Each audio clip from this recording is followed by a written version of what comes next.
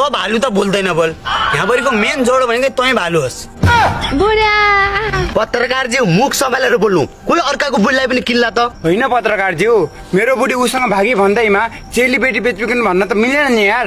दर्शकबिन, यहाँ प्रष्ट देखिन्छ कि एउटा व्यक्तिले आफ्नो श्रीमतीलाई सरासर पुन्दलागमा बेचेको, अनि सो किनिलिने व्यक्तिले पैसा तिर्न नहकेर अनि उसले चाहिँ नामसारी गर्न नसकेको देखिन्छ। पत्रकारज्यू, आफ्नो बुढी पनि कसैलाई बेच्छ र?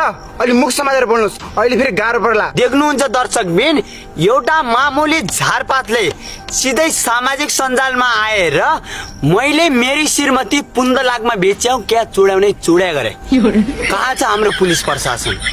कहाँ छ हाम्रो कानुन? के यही हो लोकतन्त्र? पत्रकारज्यू मुख सम्हालेर बोल्नु न यार, के बोलेको यार? न त उसले आफ्नो बुढी मलाई बेचेको छ, न त मैले नै उसको बुढी किनेको छु। तपाईँ फसाउने कुरा नगर्नु न।